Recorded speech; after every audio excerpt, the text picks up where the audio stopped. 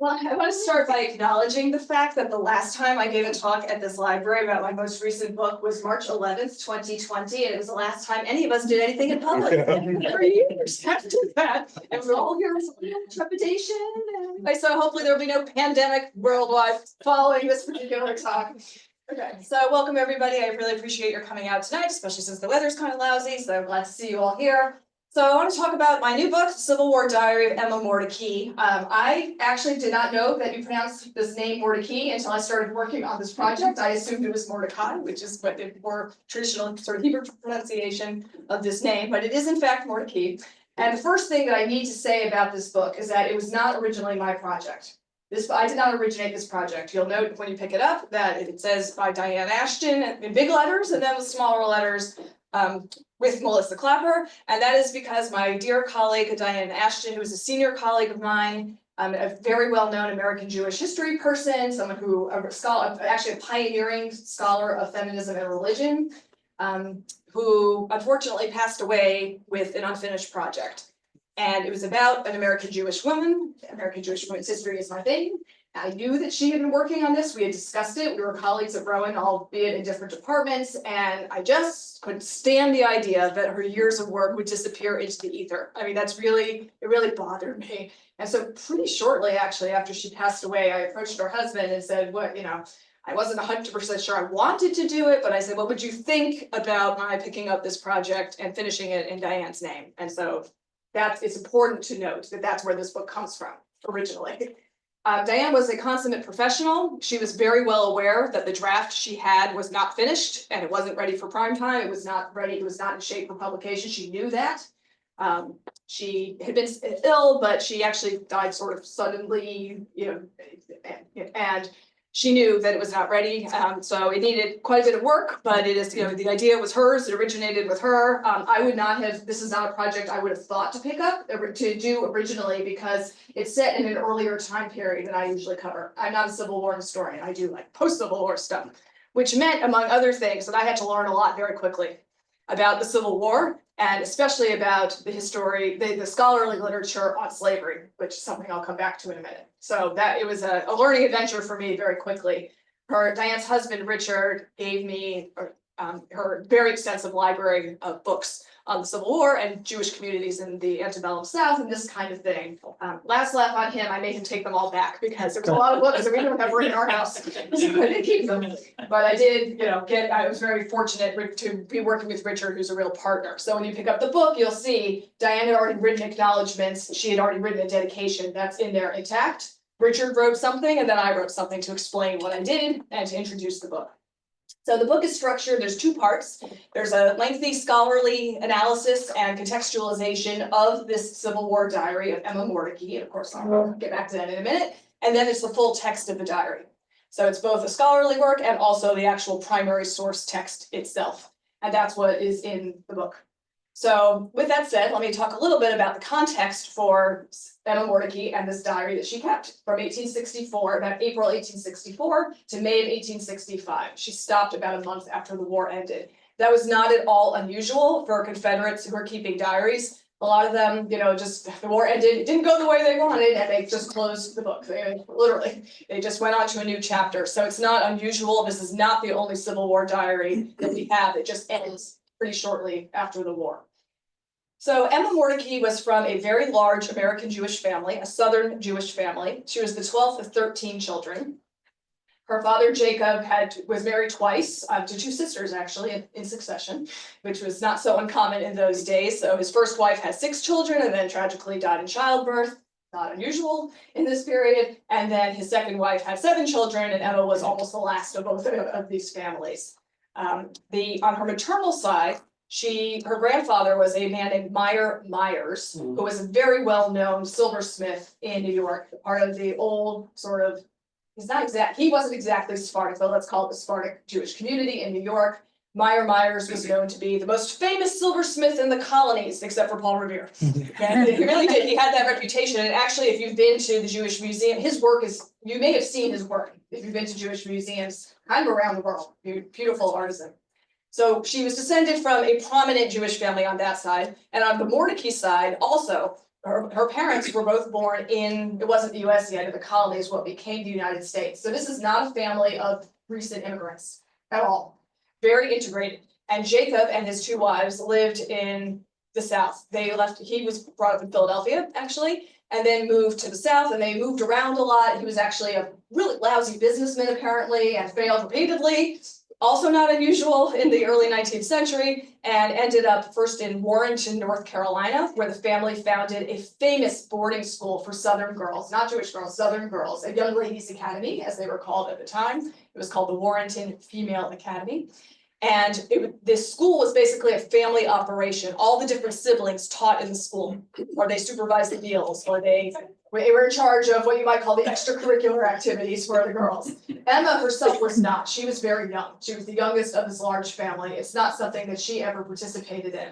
But then the family sort of got tired of running this school, and they sold it for the grand sum, and this was a lot of money then, of $10,000, which made them an extremely wealthy family. They had already been on the move up, but now they're like rich. And they moved to a farm outside of Richmond, Virginia, and then eventually to Richmond. So Emma herself grew up outside of Richmond and then actually spent most of her life in Richmond, Virginia. Richmond, Virginia was a fairly large Jewish community in the antebellum world. It was, usually the list changed a little bit, but typically like the sixth largest. They had 2 synagogues, which is already a sign of enough of a population for divisions to show up. There's going to be 2 synagogues. Although they did use different ritual things for the 2 synagogues. And Emma grew up in this very tight-knit but significant size, Jewish community in Richmond.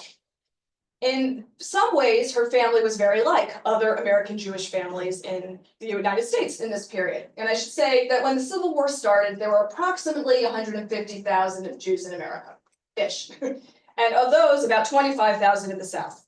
And of those, most of them lived actually in the lower South, especially in New Orleans and in Charleston, and even left over a little bit from Savannah, which had been one of the largest communities earlier. But Richmond had its own population. And every place American Jews lived in the South, if they could afford it, they owned slaves. And that included the Mordecai family. This is how you showed status in the antebellum South. If you could afford to enslave people, you bought them. And American Jews were no different than other white people in the South. And in fact, owning enslaved people was not just a class marker, but also a racial marker for Jews who were just in the South, basically seen as white. That was not true in the North, and it would not be true in the later wave, the much larger wave of immigration. In the late 1800s and early 1900s, Jews were not seen as white when they first got here. But in the antebellum South, what mattered most, basically, was whether you were white or black. That was the binary that mattered. Jews were seen as white, and so when they bought slaves, that cemented that superior racial status.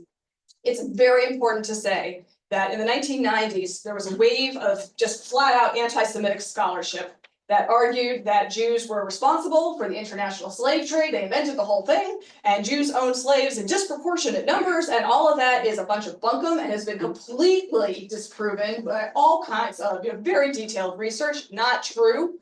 But even though that's not true, it is still true that some Jews owned enslaved people, and the Mordecai family was among them.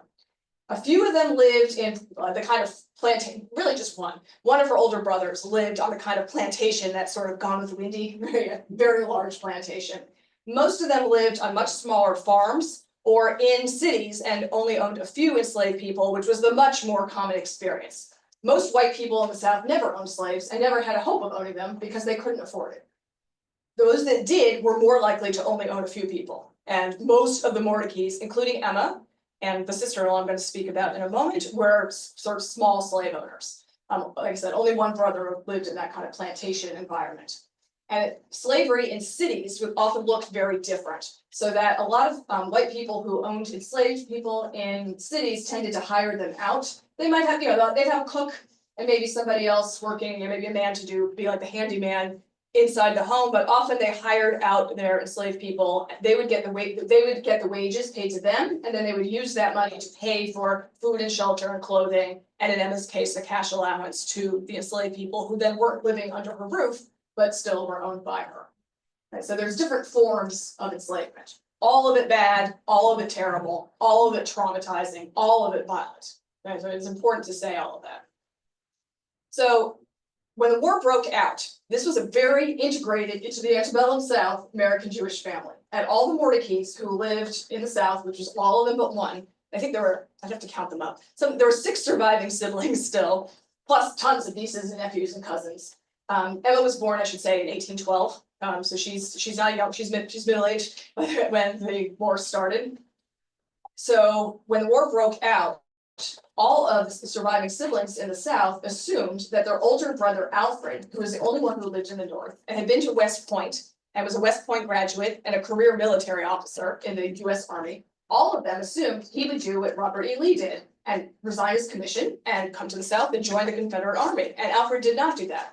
He couldn't stand the idea of fighting with or against relatives, and he and his wife, who was from Philly, had relatives in the North. And he also didn't want to be strategizing and fighting against people he had been to school with, basically, that he had trained with in the Army. So he did not do what Robert E. Lee did. He wrote a 17-page letter explaining his decision to his family, which we have, it was kept. And he and his wife, he resigned his commission, and he and his wife spent the entire war in Philadelphia. And unlike the rest of the family, they were cut off from everyone else. There was no communication across those lines. So they didn't have any idea what was going on with him, although there was plenty of talking behind his back and what others in the family wrote. And they didn't know what's going on. And he, as soon as the war was over, this is in Emma's diary, he came to Richmond as soon as he could get there to find out what happened to all of his family members. The vast majority of, on his side, his family was in the South, and he did not know what happened to them. And it was not just his siblings, but all these, great nieces and great nephews. And I can't quantify it because the records only show so much, but a significant number of Mordecai young men or related to the family were in the Confederate Army, and some of them were killed. So he wanted to know what happened to his family and came to Richmond as soon as he could. Emma did not see him during that visit. It's unclear whether she just missed him. That's sort of what the diary is, but it's also possible that she didn't want to see him because she was really upset about the way the war ended, and she hadn't forgiven him. So the diary picks up in April of 1864. Emma had been living in Richmond for those first few years of the war, and Richmond was the capital of the Confederacy. Emma was part of an elite. She hobnobbed with all the generals and with the people in charge of the government. She, dined with Jefferson Davis and his wife. I mean, she was, operating at the highest economic levels. She was also someone who was a famous diarist herself. A woman named Mary Boykin Chestnut shows up once or twice in the diary. Mary Boykin Chestnut published her own diary later, much later, but they knew her husband was in the Confederate government. So Emma had a lot of connections. She was very well known in Richmond. She was also well known in the Richmond Jewish community. And throughout her life, she was a staunch defender of Judaism. She really believed in the faith of her fathers and mothers, as she put it. She founded the first Jewish Sunday school or Hebrew school in Richmond, following in the footsteps of Rebecca Gratz from Philly, who founded the whole idea of the Hebrew Sunday school in Philadelphia in 1838. Shortly thereafter, Emma founded a similar school in Richmond. She wrote a Jewish textbook for children, something that was sorely needed because when Rebecca Gratz opened her school in Philly, there were no Jewish textbooks in English for children. And so they used Christian ones, and they literally blocked out all references to Jesus. You can see them. There's some of the Philadelphia Jewish Archives, which is now a temple, and they didn't have Sharpies then, they used wax, but they just, anytime you see a black bar, well, it probably says Christ under there. And so there was this need for Jewish textbooks for Jewish children, and Emma wrote one. She didn't put her name on it, but everybody knew. And if you look at the Jewish press from the time period, various Jewish periodicals, they do credit Emma. So she was known, her family was known, they were well-to-do. Her father, Jacob, before he passed away in Richmond, had one of the largest Jewish libraries in the United States. He had 19 Jewish books. This was a big collection in the antebellum period. There were no ordained rabbis in the US until the 1850s. So there was a necessity for Jewish lay leadership, and Jacob Mordecai served that role in Richmond. Okay, so here's the thing though. Emma was from this Jewish family. She was raised Jewish. She believed very fervently in her Judaism. In her diary, she constantly was addressing prayers to God, writing about the Jewish holidays. She kept track of everything. She was living on this farmhouse near Richmond. I'll talk more about that in a moment. And she spent every Friday night and Saturday, she would write, most weeks she would write, she's with her prayer book. and with her Hebrew Bible. There was a relatively new English translation, an American English translation of the Hebrew Bible, but that's what she had, and that's what she used. So she marked the holidays. This is a very, very Jewish person. However, in her family, and this is odd for the time period, the majority of her siblings at some point in their lives either converted to Christianity or married non-Jewish partners and raised non-Jewish children. It's an oddity. It's not that there was never any conversion in Jewish history. Of course, of course there was, but it was uncommon. And even though there were evangelizing efforts to convert Jews to Christianity, they never went anywhere. I mean, there are all these organizations, including one in Philly, and after a while they just shut down because they weren't accomplishing anything and people stopped giving them money. They weren't getting anywhere. So it was quite unusual to have that many. And it's not just because of some kind of anti-Semitism, because really in the South, like I said, the thing that mattered most was whether you were white or not what religion you were. There were so few Jews, really, in the South. Most American Christians in the South never met a Jewish person. They didn't spend all their time thinking about how to convert the Jews. So that this happened repeatedly in the family, an oddity. I mean, it is strange. And it's hard to explain why. We just really don't know why, in a lot of ways. But it led to a fair amount of tension within the family between those who converted and those who didn't. So when the diary started in 1864, Emma had been living with her mother, who was 90-something years old, which, let me tell you, in 1861, for a woman to have given birth 7 times and lived till her 90s was really an accomplishment. And her mother had just died, and she was living, so here's this middle-aged woman living with 2 older half-siblings who were, one was already 70, including her older half-sister, Ellen. Ellen was a very passionate missionizing convert to Christianity. There had been a lot of tension in the household over this for years. And when they decided to leave Richmond, it was too dangerous to stay there. It was time to go. They broke up the household. It was easy to find someone to rent the house because all these people were pouring into the Confederate capital. They all went different places. And my colleague Diane really believed that Emma just couldn't stand it anymore. She did not want to live with her sister Ellen anymore. And in fact, Ellen went to live with one of her brothers who had already also converted to Christianity, so she went to a Christian household. Now, Emma did also go to a Christian household. She went to her sister-in-law Rosina's farm about 5 miles away from Richmond, which is not far at all. You can walk that. And she did frequently. There was a lot of going back and forth between this farmhouse and Richmond. There was also this teeny little, what you might call a commuter rail that ran to the road to the side of the farmhouse. Virginia was the only state in the Confederacy that invested serious money in railroads before the Civil War. And so there was a little bit of infrastructure there that the family did make use of. So Emma went to this farm. Now, Rosina was not Jewish, not born Jewish, not Jewish. She had married Emma's older brother, Augustus. Augustus had died like 18 years before, but Emma grew up with Rosina. When they were children, their family farms adjoined. She had known her basically all her life. And Rosina had married Emma's favorite brother, Augustus. They mourned him together when he died. Emma knew her 3 nephews and niece really well. She was almost like a second mother to them. She also knew the enslaved people who lived on Rosina's farm extremely well. Rosina and Emma considered themselves, I'm putting this in big quotation marks, good slave owners. They abhorred violence. They thought that violence had no place in this system. They thought it was really, terrible. They saw themselves as having a familial relationship with the enslaved people who lived there. Rosina had promised her enslaved people she would never sell anyone or break up the family. And as a result, there was in fact a pretty intact family of enslaved people that lived on this farm. There was a father and a mother, Cyrus and Sarah. They weren't allowed to be legally married, but they were effectively husband and wife, and their children, and then some of their children-in-law, and even one grandchild, all lived on the farm. There were somewhere between 8 and 10 enslaved people on Rosina's farm. So Emma knew all these people. She had known them for years, and she felt very comfortable there. This was a home, a place that she had been many times among people she knew. So that's where she went. But she didn't go too far from Richmond also, because she really wanted to be close to her Jewish relatives who lived in Richmond, and who didn't leave. And she went back all the time. And she especially went back when it was a Jewish holiday. So she moved in April, and then within a week was actually back in Richmond to spend Passover with her cousins.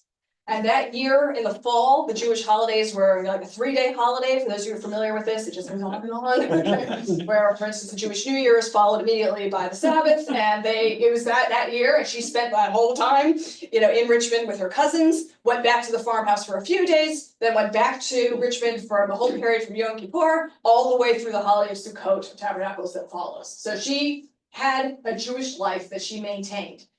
Right. However, it's interesting to note, and this is Diane's insight, not mine, and one of the strongest parts of the draft she left, is she had this fascinating insight that Emma used her diary as her Jewish space while she was on this farm. She was in a non-Jewish household. She went from a house that my colleague Zev Elif, who's more of an expert on this, assures me had a mezuzah, as I scroll on the door, in Richmond, where they basically observe the Jewish dietary laws. And then she moved to this non-Jewish place where there's no mezuzah on the door, obviously, and she definitely did not keep kosher there. You could tell because she wrote a lot about the food she ate. And once you start eating catfish, so which is not a kosher fish, so she didn't keep it up. But she went from a Jewish environment to a non-Jewish one, and so her Jewish space became the diary.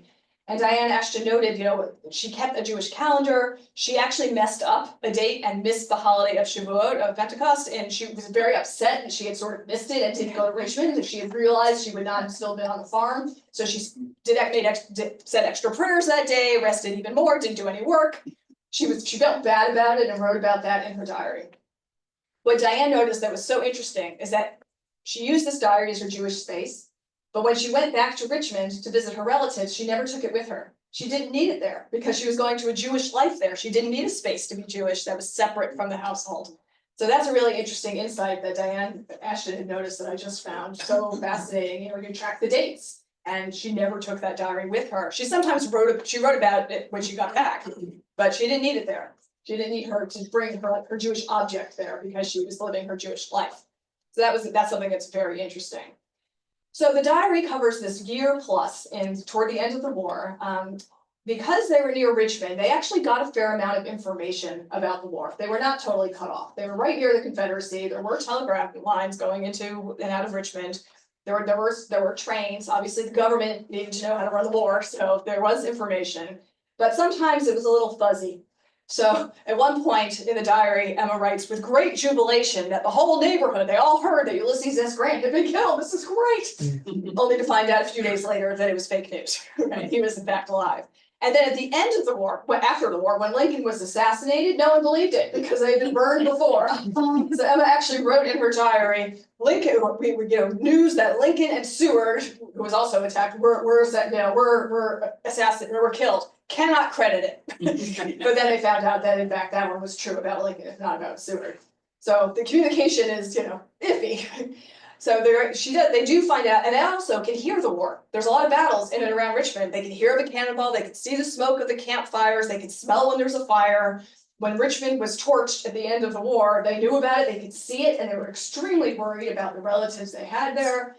Right? They were not removed in that way. On the other hand, the diary, like many women's diaries, was very focused on sort of mundane stuff. What did she eat? What did they prepare? There's a lot of complaints about the lack of coffee.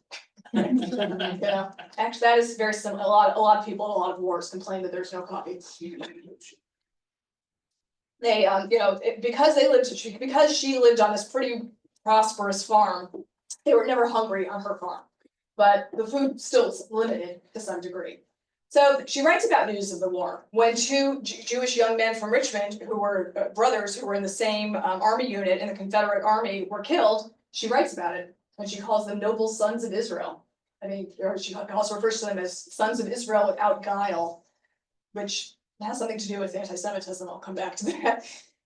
So she knew about the war, but a lot of the diary is about more mundane things. The visits back and forth between different people and the farms on the area. This farm was next door to the next farm over was Rosina's brother, so there was a lot of going back and forth. The three nephews were all serving in the Confederate Army, and they sort of came and went, sometimes with leave, sometimes not so much with leave, apparently. But they usually went back to their units within a day. Augusta, the niece, went to school in Richmond throughout most of the period that the diary covers. So there's a lot of coming and going. It's not that isolated an environment, and they get a lot of information about the war. one of the other things they get information about, and Emma doesn't write a lot about this, but it's something that Diane and I both explore in the introduction, is some of the anti-Semitic incidents that happened during the Civil War. So, as some of you may know, right, there's different forms of anti-Semitism. There's always anti-Semitism, tragically, but there's different forms of it. A kind of religious anti-Semitism about how the Jews killed Jesus, blah, blah, blah, was actually not much of a problem in the South, not, at least for people who knew Jewish people. But the economic anti-Semitism that blamed Jews for producing shoddy merchandise, supposedly, or taking advantage of the war to be smugglers or profiteers, that became more of an issue in the South and in the North during the war. And so there were a few places where Jews were actually expelled. Infamously, Ulysses S. Grant had this order number 11, where he expelled all Jews from the military district he was in charge of. It was Tennessee and Kentucky. As soon as Lincoln heard about that, he countermanded that order. It never went into effect, but it was not a good look, right, for the Union Army. And actually, Grant, to his credit, regretted it almost as soon as he did it. He gave in to some pressure, and he spent the rest of his life trying to make up for it. Actually, when he got into office, he appointed Jews to all kinds of positions they had never held before, like ambassadorships and cabinet positions. He went to what he called the Holy Land after he was president, and he would have gone anyway as a Christian, but he also felt that he was going to sort of make amends to the Jews for what he had done. So we have to give Grant at least the credit for knowing that he had made a mistake. But smaller towns all over the South also expelled Jews. The thing is, sometimes they didn't even know who was Jewish or if there was anyone Jewish. And there's a famous story about the town of Talbot in Georgia, where there was one Jewish family and the town fathers expelled all the Jews. And then the Strauss family started to pack up, and all the neighbors were like, "Wait, where are you going? We love you." And there's this big gap between the mythical Jew and the actual Jew. And so when Emma used those words exactly, like, sons of Israel without guile, that's actually kind of a code, right? There's this idea that Jews were full of guile, they were sneaky and tricky. And so her use of that term is sort of a coded, like, push back against any ideas that Jews had guile in this way. Also, she noted that those two soldiers somehow managed to keep kosher during, in the army, which would have been a real challenge, since the two things that Confederate soldiers ate were salted pork and corn pone, which was typically made out of cornmeal and lard. So it would have been extremely difficult. So I'm not saying that they didn't. I'm just saying it would have been hard to keep kosher in either army during the war. In the North, Lincoln actually eventually appointed some Jewish chaplains, but that did not happen in the Confederate Army. I think with some justification, there just weren't that many Jews, right? There were Jews in the Confederate Army, plenty of them, but in terms of their population, there weren't a lot of people. It just wasn't a lot of people. So those are the main kinds of topics. Emma also writes about how she and Rosina took some food to the hospitals that were set up, again, because Richmond is on a rail line. And because it was the capital, wounded soldiers were sometimes shipped to Richmond for what passed as medical care in this period. And so they didn't have enough staff, so there weren't enough doctors, and their nursing it wasn't really a profession. It starts to become a profession during the Civil War in the US. And so they needed just extra hands, and the Confederate government put out a call, "Richmond ladies, come and help us." And so Emma and Rosina for a while went to hospitals and did basic tasks. They read to soldiers, they wrote letters. Sometimes Emma actually talks about washing the stump of an amputation.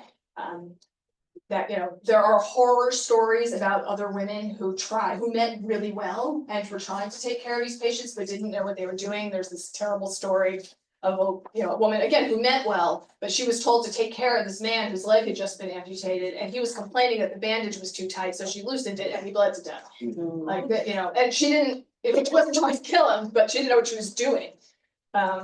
So this, and medical care was clearly not great to begin with in this period. So Emma and Rosina did this for a while, and then Emma found it really difficult that so many of the men she was meeting were dying. So she just stopped. She couldn't do it anymore. They continued to drop off food, but she just didn't want to do that anymore. So she goes on hospital visits. She gets celebrating holidays. She writes about the food that she was eating. She writes about a lot of family visits back and forth. She was very interested in nature, Botany was seen as the female science. That was the science that women in boarding schools and the like would study. It was, nature, women were seen to be associated with nature, so it was okay for women to study botany in a scientific way. And she had probably had some of that in her own education. And so she took a lot of nature walks with sometimes with her niece, and they would identify plants, and she was always doing the flowers. Like every other page, Emma's coming and like doing the flowers in the home and talking about the things she's putting in pots. She and Rosina gardened. And the thing is, even though they had all these enslaved people, they were not sitting around doing nothing. And in general, smaller slave owners did not just sit around. So Emma and Rosina were busy from dawn to dusk. They didn't do the cooking and they didn't do the heavy work, but they picked the strawberries and they preserved them. They, were making rugs and furniture all the time. At one point, they actually tuned the piano themselves. Right? They weren't just sitting there. That's not how these farms operated. These small kind of farm holdings operated. And so she also writes about that, just the day-to-day work. Today I, washed my hair, which was sometimes could be a real undertaking. Right, bringing in water from the wells. They were also constantly fending off both Yankee and Confederate soldiers who kept on coming to the farm and asking, or sometimes just taking, water and chickens and the stuff. And eventually, actually, the last horse that they had on the place. That so enraged Emma and Rosina that they went into Richmond and tried to get help getting a horse back, and they did actually get that help. Southern ladies got a certain kind of deference. Right, and so they played on that, and Emma actually writes that she knew that if she, this white Southern lady went into Richmond, probably somebody would help her, and they did, and they got their horse back. So the diary is full of both these kind of day-to-day quotidian observations, but then also there's cannonballs because there's a battle going on, or then also they decided when it seemed like Richmond was about to fall. They couldn't decide, would they be safer on the farmhouse, which might be completely swamped by coming Union Army or even the Confederate Army potentially, or would they be safer in the city? And they started out to the city, and then they decided maybe they shouldn't do that, and they took some of their stuff there, but then they left, and Augusta, the niece, was too terrified to be in the city. But then the three women slept together in the same bed most nights because they were afraid that marauding Yankee soldiers would come and rape them. Like this was a real concern for them, and by the end of the war, they were not at all sure that the enslaved people would protect them from that, even though that was their job as far as they were concerned. So there's this kind of interesting combination of we are having a daily life, and actually we're in the middle of the war here. At the end of the war, though the war ends, okay, one of the reasons Richmond caught fire is actually not because the Yankees torched it. It's actually because the Confederate Army, as it was retreating, wanted to make sure to get rid of all the leftover weapons and gunpowder, and they set fire. They waited till what they thought was a calm day with no wind, and they set fire to the arsenal, and it didn't go well. So Richmond had already been devastated by bombardment and the like, but the fire spread. And actually, when the Union Army did get there, they helped put it out, and they helped keep calm on the streets. And Emma's cousins in Richmond found that very reassuring. Like they lost, but at least these people were helping keep calm in the city and put out the fire. So when Emma herself got into Richmond, she was, her cousins sort of calmed her fears about the worst that could happen. But the worst that could happen had happened, as far as all these people were concerned. They lost. And Emma, when she went back to get that horse, had to deal with Union officers who were African American. And fair warning, I hope you'll all pick up the book, but Emma's language about African Americans is not temperate, to put it mildly. She was racist. There's just no way around it, right?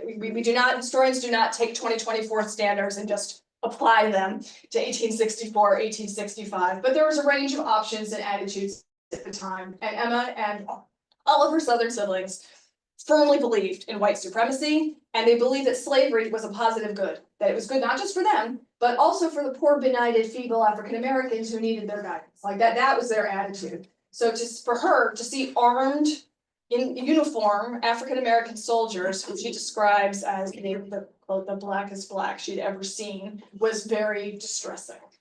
And so her language throughout, is not, she only uses the word servant. She never used the word slave. Like I said, she and Rosina were never violent, but there's all kinds of violence involved with slavery. Emma never hit anybody, but she did sell some enslaved people, which Rosina did not. And so, that's another kind of violence and trauma, separating families and the like. So, you have this very complicated person who is on the one hand the staunch defender of Judaism at a time when most of her family members were not, and who contributed to the development of Judaism in antebellum America, and it's a big and yet, but she's a product of her time. She's very much a product of her time and her context. So she's messy, right? From the historian's perspective, this is a messy individual. And what I've been saying is that, most of us, I think, give the people in our own lives now the grace to be messy and complicated, and we just like accept that's who people are. And so you sort of have to do that too when looking back into the past and offer. It's not and offer that same grace, which does not mean approval. Okay, there's really no approving of some of her attitudes, but we have to contextualize them, which is what Diane was doing and what I picked up to do in dealing with this book. So when the war was over, Rosina and Emma accepted it was over. They lost. They weren't happy about it, but they didn't. They accepted it. This had happened. They were just so relieved that all three of the nephews survived, and all of them had been minorly injured at some point, but none of them had any kind of major injuries. So that's pretty good for three sons, in the army. They were so relieved. That mattered more to them. They did lose relatives in the war. Emma and Rosina had, nephews and great nephews who were killed in the war. So, and they found out more and more about it. And Emma's brother Solomon, who lived in Mobile, Alabama, was burned out during the war. His home was destroyed when Mobile was destroyed. So there were definitely losses in the family. But Rosina, her immediate response, basically within a couple of weeks, actually maybe within a week, was to say to Cyrus and Sarah, the matriarch and patriarch of the enslaved people on her farm, I'll start paying you wages. Please stay. They're like family to me. And she believed that. The enslaved people, not so much. They're like, very nice, no thanks, bye. And we're gone within 3 weeks. It stages a little bit, but Cyrus and Sarah, they gathered their family, or they exited as fast as possible. And one young woman, enslaved woman who was on that farm, the woman named Mary, her father, who was not one of Rosina's slaves, but was in the area, came to get her 2 days after the war ended. But that's it, goodbye. And as they left, the enslaved people took some things with them. They felt it was owed to them. They could take Rosina and Emma had given them a lot of clothing through the years, and not just used clothing, they made things for them. So that for sure was theirs anyway. But they took the mattresses that they've been sleeping on, they took some household goods, and they left. It is likely that Cyrus and Sarah, as soon as they could, had their marriage legalized. That's one of the first things that emancipated slaves did. Another thing they all tried to do as fast as possible was to become literate. And so, especially their children, but the adults too. So it is likely that Cyrus and Sarah did that. Actually, Emma and Rosina had both taught a lot of their enslaved people to read and write at a time that it was illegal to do that. Again, they saw themselves in this, helpful familial role. And it was a little risky, especially in Richmond, where everybody would have known that Emma's enslaved people could read and write.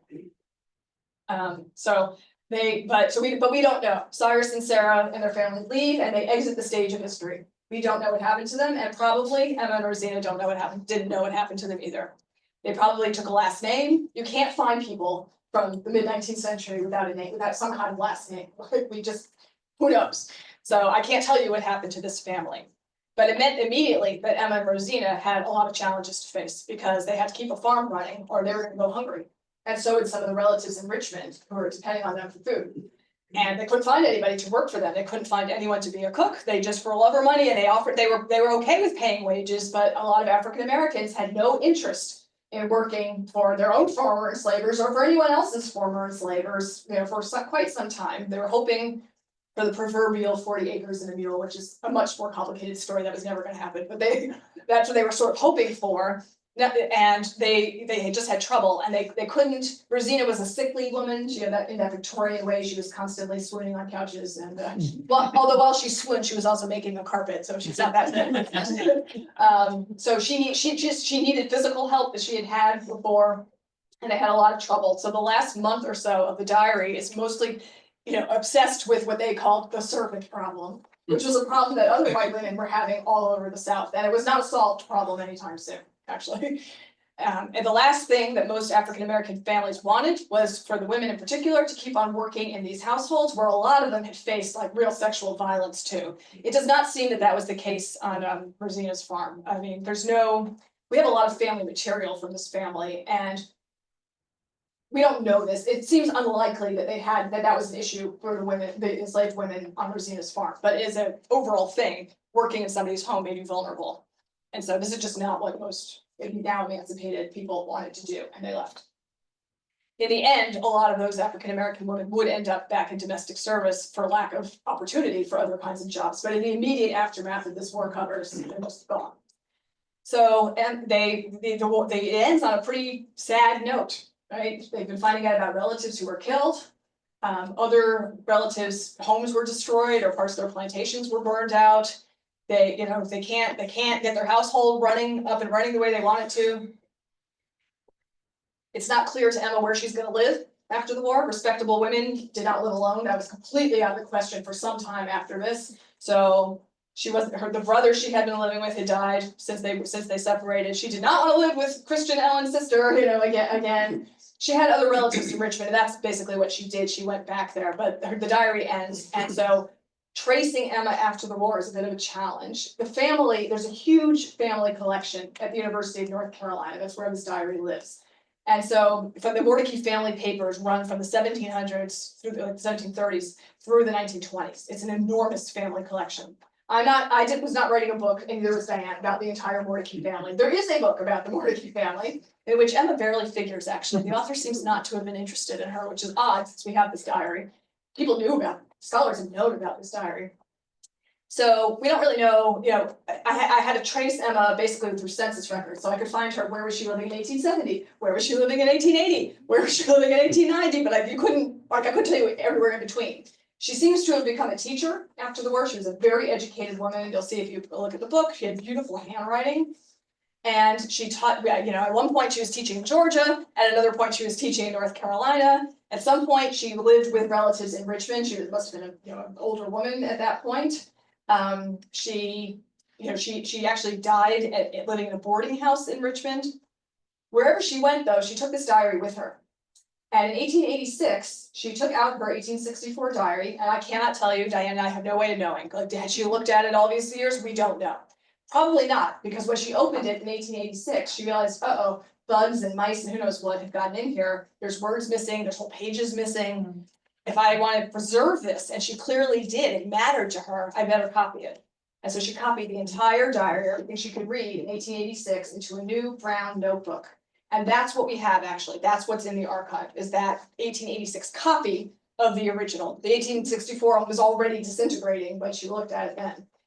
And when she did, she annotated it in 1886. Not that often, but this one married that one. This one got divorced. Scandal, right? One diary entry says something like, I told a great joke and everybody laughed, and she wrote in parentheses in 1886, I wish I had recorded the joke. The thing is about this diary is that Emma's personality shines through. This is a strong, attractive, educated, I don't mean physically attractive, just like an educated woman. She had, there's a lot to like about her, and then you keep on running into, but look what she's going to have to say about African Americans. She draws you in, and then it's like running into a brick wall repeatedly. So she copied the whole diary, and actually the last words in this copy are copied Richmond, 1886. And at some point, she gave it to her great niece, Hattie Mordecai. And at some point, Hattie, along with many other Mordecai relatives who were all over the South, some were named Mordecai, some weren't, depending on their family lineage, but it's a huge family. And they began to donate tranches of family papers to the Southern Historical Collection at the University of North Carolina. At some point, somebody commissioned a transcript of the diary. So there is a transcript. I would say, just based on my experience with reading early 20th century type stuff, it looks to me like it's pretty early 20th century. I would guess, this is a guess, probably before World War I. Emma died in 1906. She lived from 1812 to 1906. And the Jewish community, by the way, the American Jewish community, did not forget about her. There was something called the American Jewish Yearbook, published every year, and still comes out. And the 1906 American Jewish Yearbook has an obituary for her. Describes her as a writer and a teacher. So she was not forgotten by the Jewish community, even though by then her extended family was very seriously not Jewish. That was already true to some degree before the war. So by the time she died, but she was known in the American Jewish community and memorialized. So the transcript looks to me like it's probably before World War I, but it, you know, I don't know. In working on this, I always went back, if there was a problem with the text, I always went back and looked at the 1886 handwritten one to check things, not, you know, transcripts are full of mistakes. Her own copy could have been full of mistakes too, but I couldn't compare that to 1864, we don't have it. Both of them are digitized, by the way, if you wanted to, you could read them yourself on the library website. So this diary became, you know, it's been there, scholars have known about it. Emma Mordecai makes brief appearances in other scholarship. There's a book about single women in the antebellum South. She's in that book mentioned. There are several books about the burning of Richmond. She's in that book because she described it. There's a book about siblings in the Civil War, and the Mordecai family is in there. So it's not like she was heard of, you know. And I think Diane was interested in her because Diane had written about Rebecca Gratz, and Emma's the next generation, but another single American Jewish woman who had a big impact on the Jewish community. And so I think that was the initial attraction. Diane thought, well, why hasn't anyone paid more attention to this diary? I'm going to work on it. I'm going to bring this diary to the public. And the format of the book was Diane's, like that's what she wanted in the draft book proposal she left. That the introduction would provide all the necessary information to understand what you're reading in the diary, but the diary itself would not be annotated. So there's a big index in the back. Fair warning, there's like 15 people named George Mordecai or Ellen Mordecai, including an Ellen Mordecai, not her sister, her niece, who married another cousin. So her name was Ellen Mordecai. I'm telling you, disentangling this for the index was one of the challenges of the book. Okay, so I'm going to stop here, but I hope you can see that, you know, what Diane wanted to do was to bring to life a corner of American Jewish history, but also Civil War history that we just don't know that much about. Right, and also, you know, we hear a lot sometimes about the poor yeoman subsistence farmers in the South, and we hear about the big slave owners, but a lot of people were in that in-between, you know, middle class is sort of an anachronistic term, but let's say middle class, you know, antebellum white communities, and that's where the Mordecai family was sitting mostly. And so we learn a lot about what their daily lives were like from this diary. So I'm really, you know, pleased that the book is bringing Diane's legacy and also, you know, showing us a different corner of Civil War history, women's history, American Jewish history. And I hope you will all enjoy it. So thank you.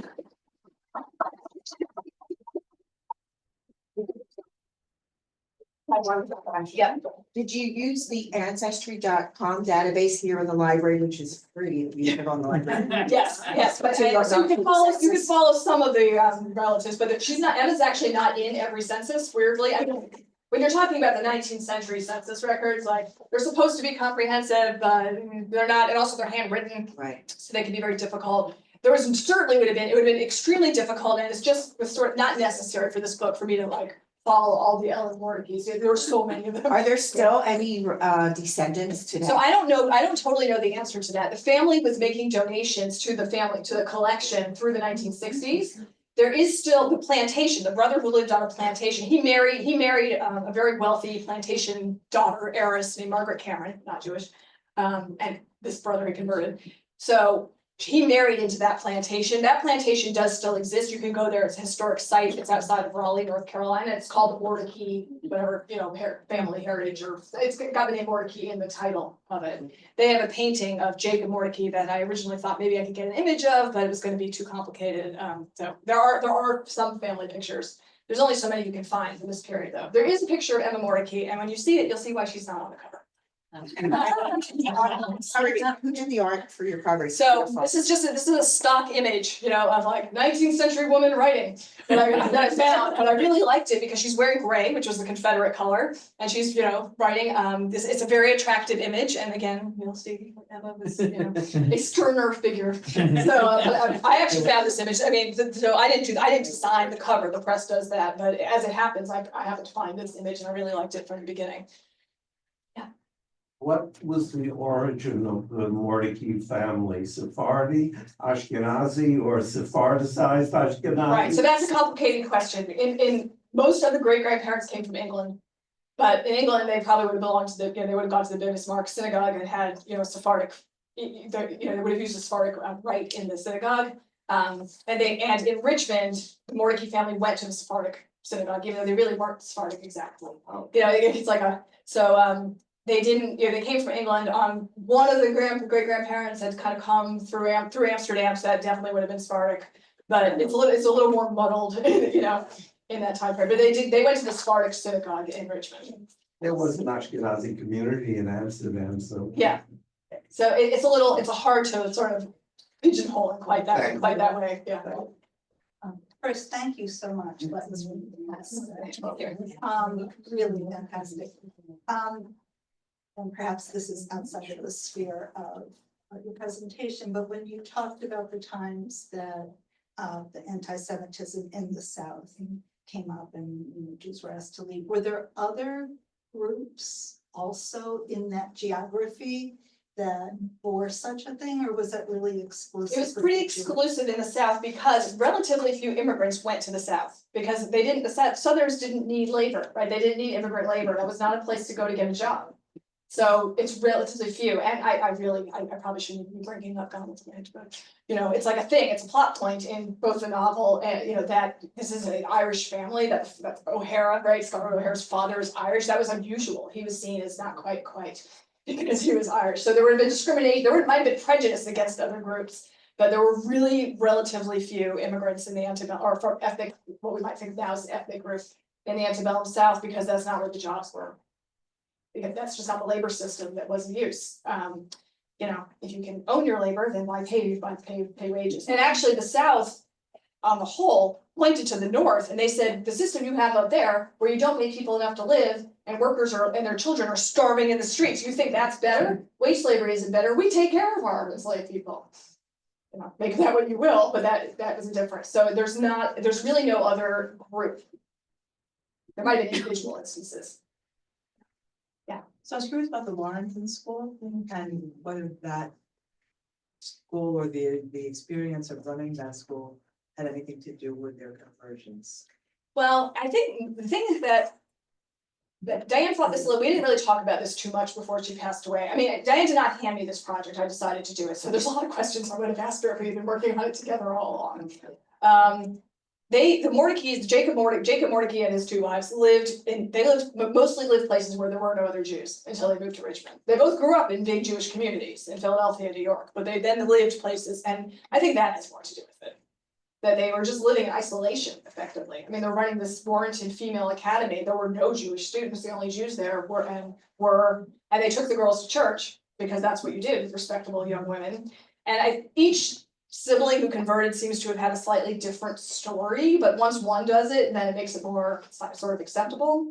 Emma herself, actually as a young woman, had been engaged to a non-Jewish man briefly, which is odd considering how horrible she thought converting was. It's strange. And her older brother George nixed it because he said the guy wasn't Jewish, and the father Jacob was insistent that his children all marry Jewish people. This is just demonstration that already by the 19th century, parents had no control over who their parents married because they all married off. We don't know much about that story. Like they just, there's all these family letters, but there's this gap around what happened there exactly. And of course, George turned out to be a big hypocrite because he converted and married an Jewish woman. So I can't answer it better than that. It just depends. One sister, Rachel Mordecai Lazarus, married a Jewish man. They lived in Wilmington, North Carolina. They were the only Jews there, but they raised Jewish children. And then after most of her kids were out of the house, she just seems to have been really influenced by her circle of friends. And she didn't want to, her husband was horrified. And, she kept on saying she wanted to convert, and she didn't out of deference to him, but then she did on her deathbed. She just, she really wanted to. So, it's just this very complex, set of stories, and there's only so much we know about Southern Shiva. any one of them, yeah. Do we know why she started to write, or did she start to write in 1864? Was there an earlier? So the only other time that we have a diary by her is the year of 1838, which is the year that both Jacob, the father, and Rachel, the sister, died. And she started keeping a diary on New Year's that day. And then by August, when both of these dear people in her lives had died, she stopped.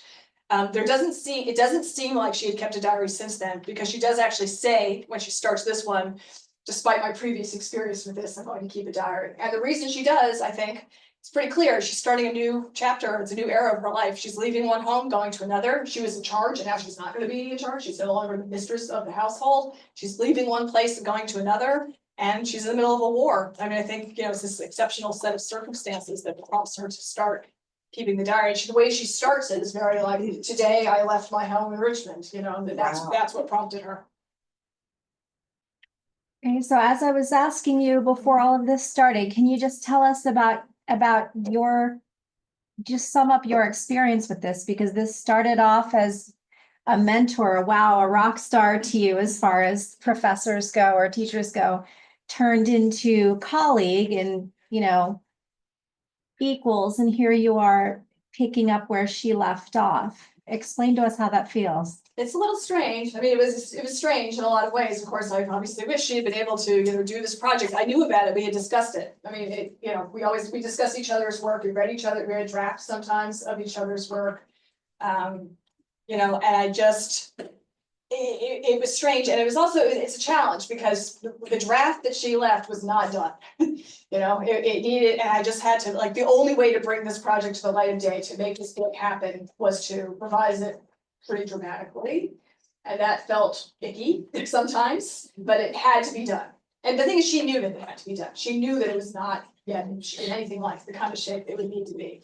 Some of the footnotes weren't done, a lot of the footnotes actually weren't done, like it needed a lot of work, and she knew that. And I knew that she knew that, because we discussed it, and certainly her husband knew that, which was important.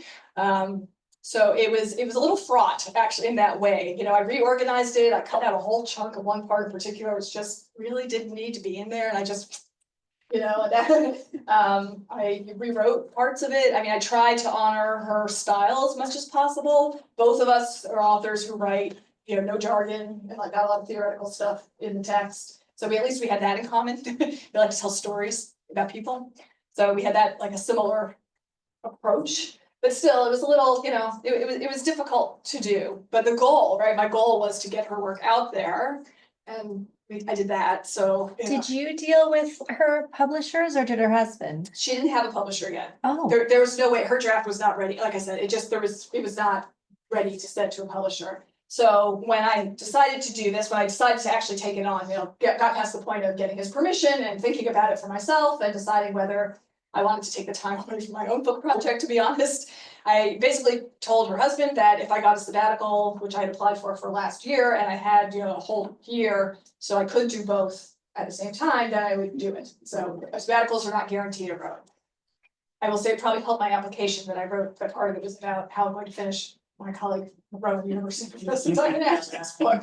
But I think I would have gotten a sabbatical anyway, but so I did get the sabbatical, and then I had this time to do it. It would have been very difficult otherwise. It did not take a whole year. I do not recommend working on 2 books at the same time, however, that was, you know, its own kind of challenge.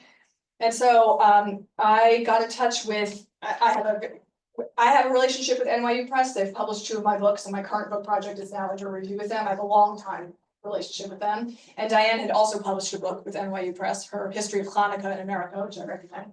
And so that was definitely gonna be the first place I tried, because I know a lot of the people there, and they would know Diane, and I just thought they would be sympathetic to the whole thing, which they were. So the process actually went pretty quickly.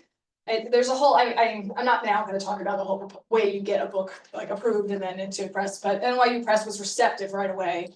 And the reviewers that they sent it to, like, understood this situation and were helpful, actually. I mean, they wrote much longer manuscript reviews than would normally be the case, which was very helpful to me as a non-Civil War historian.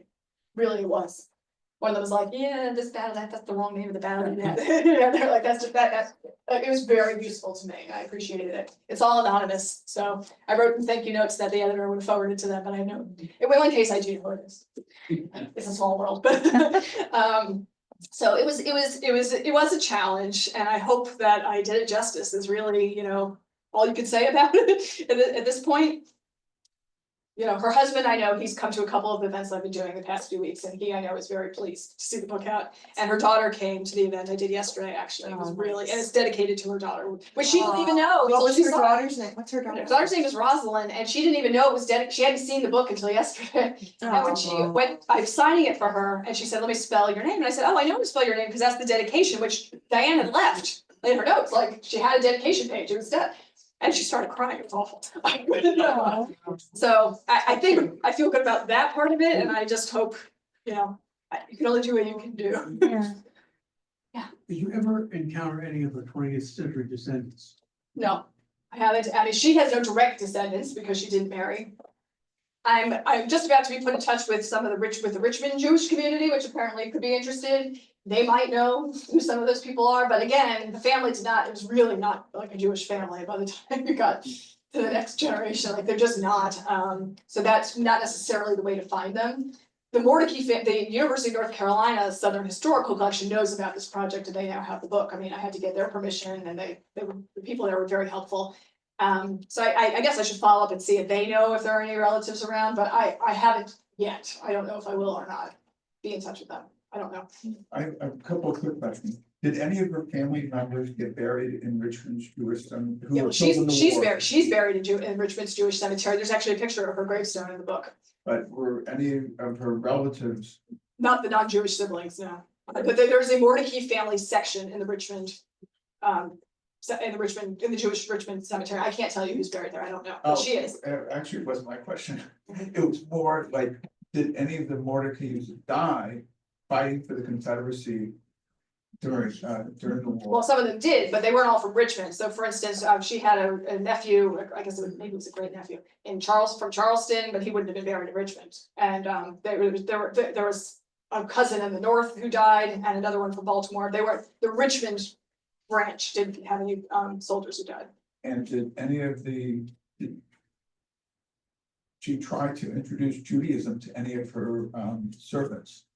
No, I mean, Judaism is not a missionizing religion. If she would, I don't think, no. I mean, I no. It's just basically the answer to that. And I don't, Rosina, one of the reasons she wanted to live with Rosina is because Rosina was chill. Like, she didn't care that Emma was Jewish and she was Christian. So the last thing I think Rosina would have wanted would have been this Jewish woman, trying to, in general, I mean, of course, there are plenty of Jews by choice. Of course, conversion into Judaism is a thing, and it was then too, but that's, Jews don't usually go out and evangelize in that age, so I think it's highly unlikely. Yeah, did she by chance write about when Lincoln came to Richmond after the war? Not really, no. I mean, it just was something she sort of heard about, Right. but they were pretty excited when he got killed. Are any of the homes that they lived in still standing, or did they get destroyed? Can one tour where they lived? I don't know. Is that noted in Richmond? No, I don't know. Sorry, I just don't know No, the that's answer to that, yeah. Did they at some point, the spoiler alert for your book, I'm sorry, but did they mention where their income is coming from this whole time? Well, it's from different places. I mean, they were landowners. They owned, when Jacob Mordecai moved his family, the owner part of this family, to this farm outside of Richmond, they only stayed on the farm themselves a few years and then they rented it out. When Emma and her two siblings closed the house in Richmond, they didn't actually close it. They just packed up their stuff and they rented that out. So that was income. Right. Emma's making money from her enslaved people that she was hiring out. And the family, I mean, had become pretty wealthy. And so there was generational wealth that Emma at least was enjoying also. She had cousins, two of her cousins in Richmond, her Jewish cousins, were lawyers. So two of the men were lawyers, so they were making money that way. So I think it could come from a few different places. She wasn't like very wealthy, but very comfortable. But during the war, there was enough there. Yes, and because they were living on a farm, they were never hungry. Yeah. Like, their basic needs were being met. But they couldn't afford, you couldn't get new good. That's why they're constantly mending clothes and making blankets and making carpets, because they couldn't get anything new during this period. So your area of expertise is in post-Civil War. Now that you've finished this project, do you think you'll expand your? No, actually, I like the late 19th century, early 20th century, like that's very into your period, and honestly, I have to say, especially because I had to learn so much but so fast, I had to really steep myself in the scholarly literature on slavery, and it's dark. I found that difficult. That was really like, I don't know how, I have colleagues who of course spend their entire careers studying subjects like slavery or lynching or the Holocaust for that matter. And you have to be able to, I found it very difficult. I read all this stuff so quickly and it's so terrible. It's terrible. And then there's all these books about the gender domestic relations within enslaved households. And I had to learn all this stuff so that I could understand better what I was reading. And Diane actually had not had a chance to do that. Yes, so like, it was really important that I do it. I want this book to be taken seriously, certainly by a general educated reading public like everyone here, but also by scholars. And so it has to be, it had to be at a certain level, and it was a quick immersion kind of thing for me. And I think I am pretty happy starting, it was like in the 1880s. to do it. That's why when she talked about how dark skinned the soldiers were, so many of the slaves at that point, the enslaved people, were not that dark skinned because of all of the. Right, well, some were and some weren't, and I think to her, like, no matter what color skin, you know, it's just, they actually had, to her, they would have seen dark and villainous. You know, like, we don't know, it's not just taking pictures, but to her, they were just the enemy, you know, and then like the worst part of the enemy.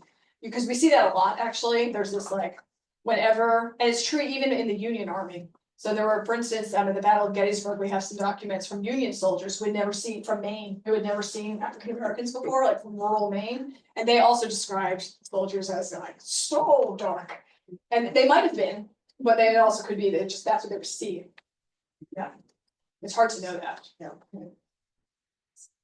Can you tell us what's next? Yeah, so the other book that I read last year is, some of you have heard me say this for many, many years. This project was delayed by COVID and just. So I'm also writing about American Jewish, my book is about American Jewish women who traveled abroad between the Civil War and World War II. And so it covers several generations of American Jewish women who lived abroad, who traveled abroad for work, for education, for sightseeing, for activism, to visit, to alternate, you know, to go back home. I have been very fortunate in finding huge amounts of resources, and sometimes serendipitously, they have come from this library because Suzanne heard about that I was working on this project and said, oh, I have my grandmother's travels and stuff, and she let me come to her house and read them all there. So Suzanne's grandmother being a starring figure in the book, which I really appreciated. So it's still gonna be a while. I had to do all this first. But that book, that manuscript is now, the part of it I've done. I wrote a full draft of the body chapters last year during my sabbatical, and it's under review now at NYU Press, where, like I said, I have a long-standing relationship with an editor there in particular. She likes to say we were babies together. Like she was a junior editor, and I was still in graduate school when we met, and she's been in this job ever since. Oh my goodness. So I don't know if that's who's going to publish it, but so that's what's next for me. Was there travel abroad? Sorry. I was gonna say, was there travel abroad for research for this one? No. To where women traveled. No, all American stuff, but I went to 19 different archives across the US, so. In person. Wow. Yeah, and people's dining room tables. And one person even sent me her great grandmother's like travel scrapbook. I mean, I was thrilled to get it, but I was like, you're putting this in the mail. I mean, we had no choice. She looked at Ohio, she heard me speak and was like, I have this. And when I sent it back to her, I was like obsessively tracking it out. The next 5 minutes, is it still on the way? Did it get there? Is there no tracking? So that's what I'm working on next. And actually there was an explosion of travel after the Civil War. Travel became much cheaper, it became much more accessible. Not only the wealthy people who summered in Europe every year were traveling, like regular folks could save up and travel. So that's what's coming up next, and it's fun material, and there's less dark stuff in it. Yeah.